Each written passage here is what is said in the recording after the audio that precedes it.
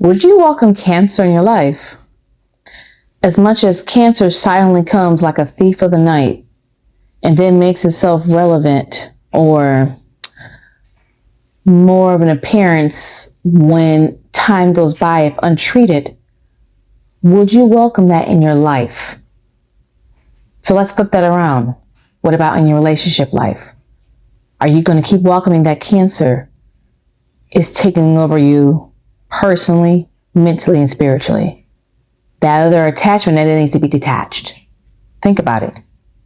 While you're thinking about that, thank y'all for coming back to Transparent Tasha. And of course, I am your host, Tasha. I also want to thank you guys for 28 subs. I appreciate everything. And I love you guys for the browsing of my videos, taking a look at them and commenting. I appreciate it. You don't have to, but I plan on doing more. And I plan on making sure that this point gets across. But, we're not going to delay. We're going to start 10 minutes right now. Okay, so basically continue on from, let's talk about my parents, mainly my mom that knows about the situation. Yeah, as you know, it's definitely hard, but I also want to relay something because I do want to make something clear. If I didn't make it as clear in my very first 2 videos regarding how I got to where I am now. So me, I guess, as a person who is still trying to get everything done legal-wise to get my final separation, hopefully divorce sooner or later from my children's father, it basically started out where I thought it was, at the time I thought it was happy. And I didn't realize that I didn't really get that attention like I probably should have.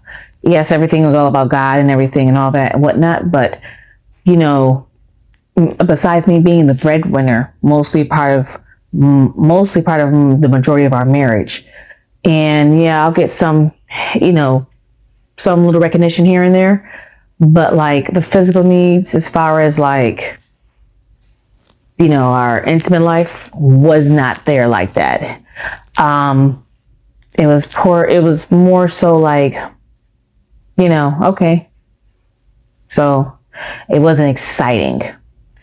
And even though I didn't really like frown on that, I just wasn't like, how can I say it?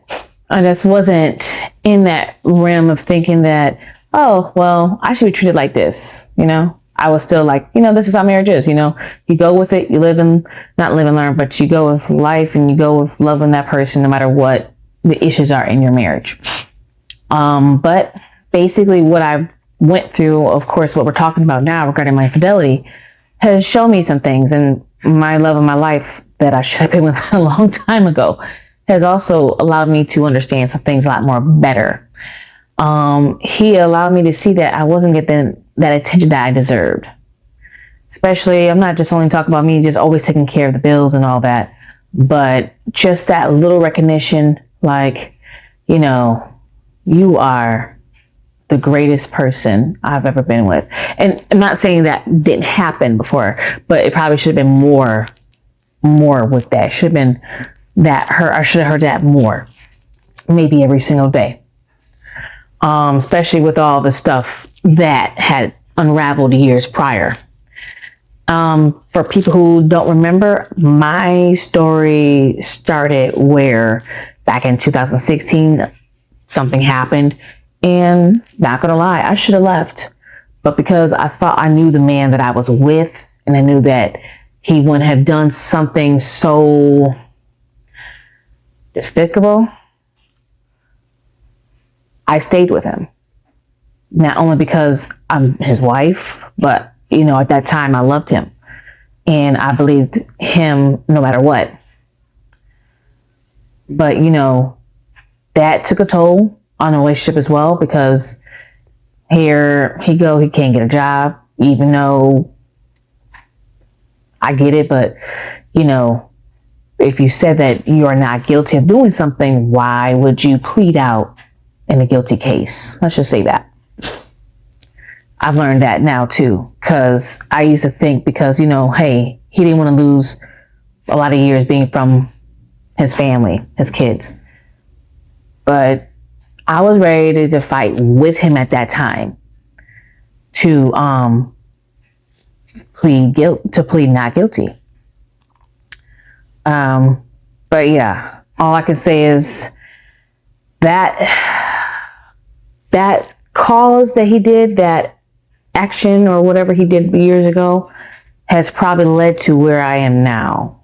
If it didn't happen probably right away, because I was good for 14 years before I stepped into the infidelity field. Not gonna lie.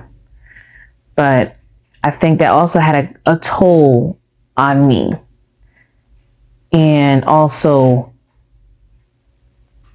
him, he would try and get jobs, but, after a while, he just was just angry that he just couldn't get anything and just would stop, And then oops, I'm sorry. I gotta be careful. This is my gift that my baby got me. Anyways, I'm not gonna keep you too long right now because time is flying. But I had to reiterate to everybody on here because I don't want it to seem like I'm the bad guy.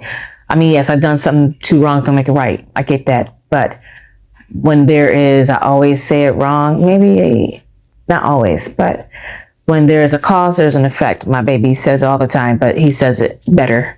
And then with every action, there's a consequence.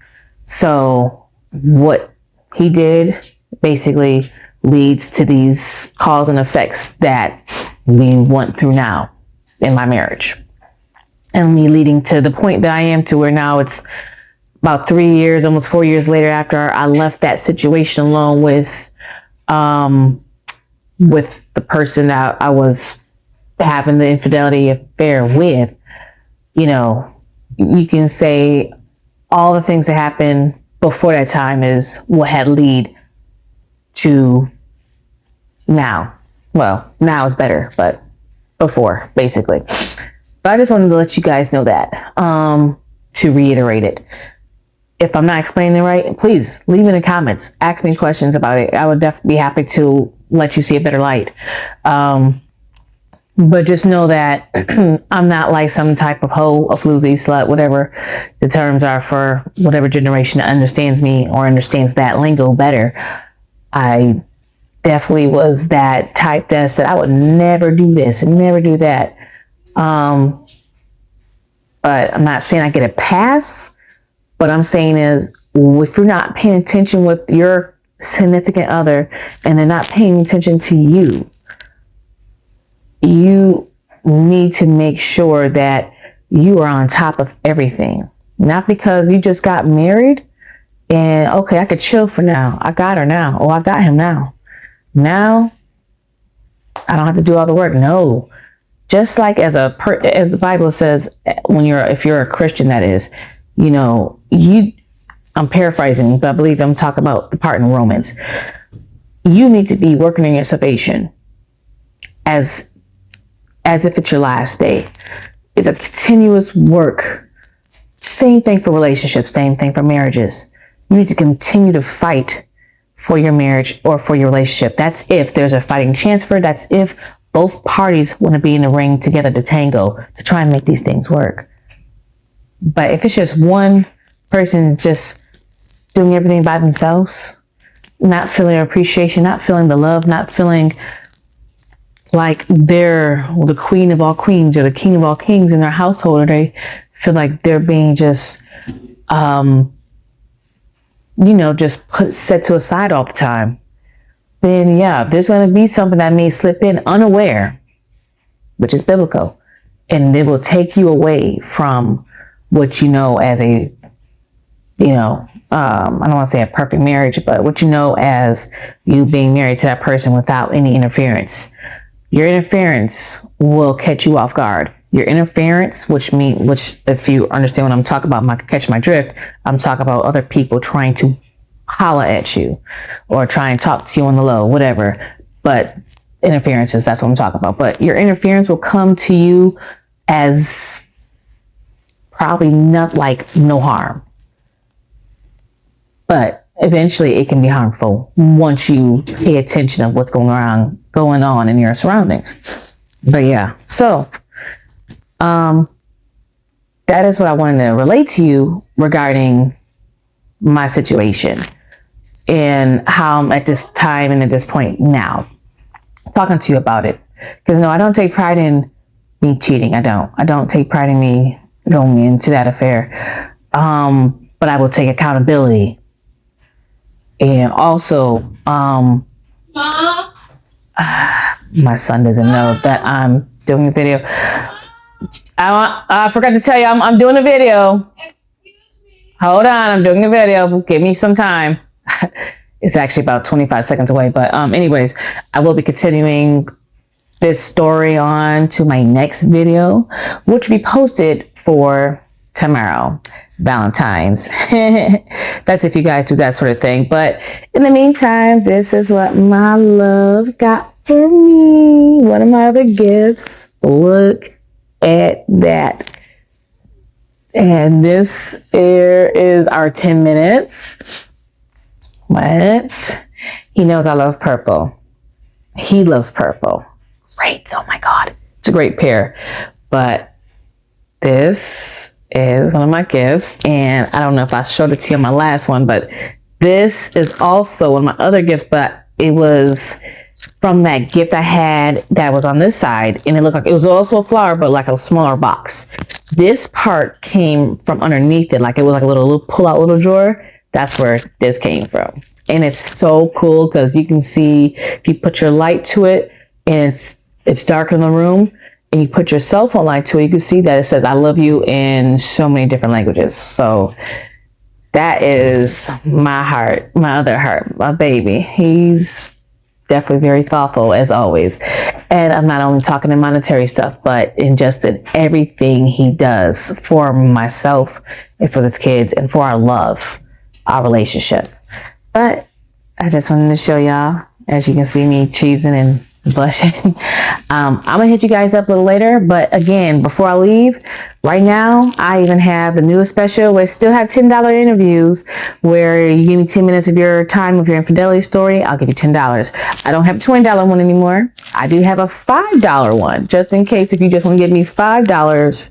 I'm sorry. If you want to give me 5 minutes of your time for your infidelity story, I'll give you $5. Of course, via Cash App is preferred. But anyhow, that's all I wanted to let you know. Make sure y'all like and share and subscribe, please, or share my content. Let us spread the anti-infidelity awareness as much and as fast as we can. But in the meantime, I got to go. So peace, y'all.